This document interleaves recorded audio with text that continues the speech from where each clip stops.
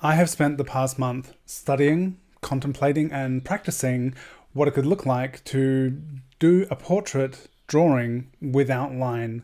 So, here are my examples and the kind of insights that I've gained through this practice in the past month. Like and subscribe to this channel if you would like to hang out and spend time sketching together.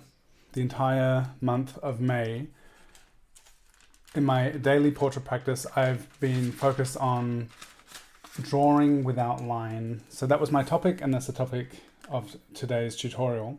And I've been exploring different ways of building up a portrait focused on shape.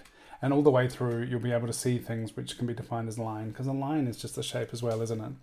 But the way I've been attempting to work throughout this practice is to, rather than going straight to line and putting down my line before I add any value and focusing on line, I have been using different media to build up a portrait using shape. So here I'm using the flat side of a solid graphite pencil, for example.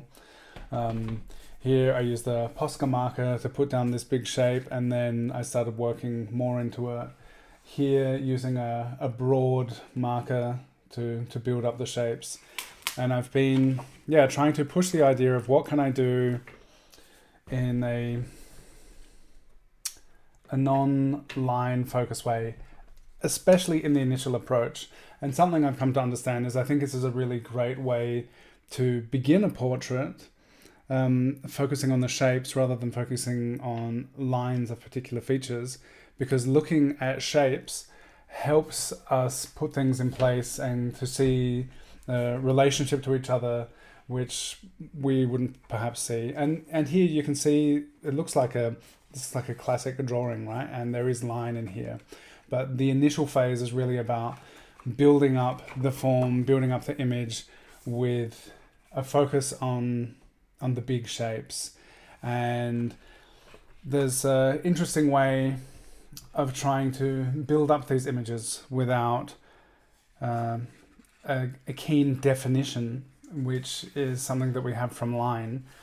And here I shifted back to using ink because I was missing using ink, but still I was really trying to focus at first on the shape. And I'm going to, in my tutorial now, which I'm about to film, I'm going to use a couple of different media and really try and emphasize this idea of looking at things in terms of shape and value before putting in any line work. So here, for example, I decided not to come in and add the definition to the face. I just kept it water brush and ink, and to keep it pretty loose.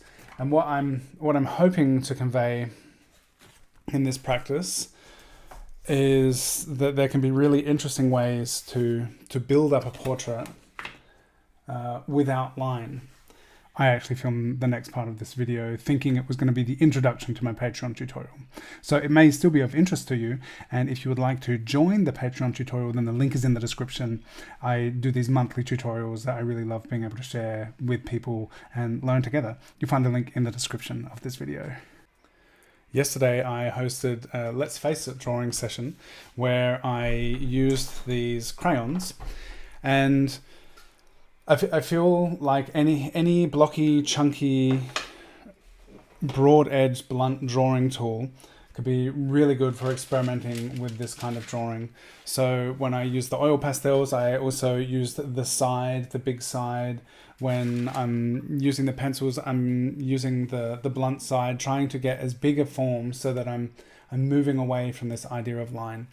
And this I found particularly interesting. I appreciate about the wax that it's not so powdery, and compared to the oil of oil pastels, that really comes off and makes a mess. It has such a wonderful texture and so nice to use. But for the sake of sketching, I really enjoyed experimenting with these crayons. And here are a couple of really brief ones where it was really just with just a few strokes trying to be like, what can I explore and convey just with these shapes before getting into any detail. So it's kind of like we're often we're kind of detail oriented, and I thought it would be interesting with this approach to kind of step back from the details. What happens if we don't fixate on those details in the beginning? And some of the pieces, this is from a Tuesday drawing session last week. This one I really, really liked, found it particularly successful kind of exploration. And you may not have these particular crayons, but I think anything anything that has a broad... So with any of these explorations where we're focusing on a particular theme, I feel like the theme we're working on, it may become part of your process or my process. Maybe I do something where I'm like, oh, this is really cool, I would like to do more of this. Or maybe things will be like, that wasn't so successful, but it was kind of interesting to try and think a bit differently. But here, for example, like I thought this would be such a cool foundation to then draw on, because it has really interesting shapes and really expressive marks are already there. And this was really interesting, like building up kind of different layers of complexity within these shapes, just with these three colors to express really interesting form. But the idea of going further and then drawing into it was something I also experimented a little bit. So the idea of starting with outline, but then adding line as we kind of reach the extent of what it feels like we can do with the tool, to then think, okay, maybe now is the time to add a bit more definition. And this one was really brief, and I found really interesting, just a few marks and then something to draw on top of. And I think this idea of starting with outline is such a potentially exciting way of beginning an image, very different to what I usually do. So that's what we're going to be going for today.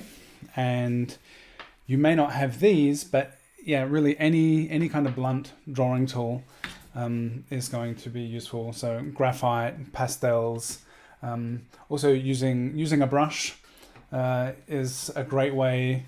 Like I've often found that when I'm painting, I find it really hard to do details, and so working with a brush is a great way to step away from doing the line. So in watercolors last month, it was my challenge to start without drawing first, and this is in some way kind of like a continuation of that.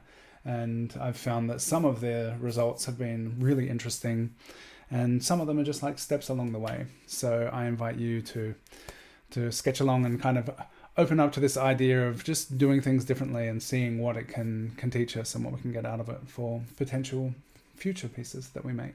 My Patreon is a great way to learn together. Each of my monthly topics that I'm diving into with my daily portrait practice, I make a full-length instructional tutorial. Join the Discord server, and if you are able to support financially and would like to participate in the monthly tutorials, then be sure to check out the Patreon link in the description. The easiest way to support is leave a comment, put a drawing hand emoji or popcorn to show me that you've made it all the way to the end of this video, and liking, subscribing, telling friends, a really great way that you can help me grow my channel. And be sure to join my daily practice. Even if it's 5 minutes a day, it's worth it and you'll learn so much. And maybe check out some of my other videos.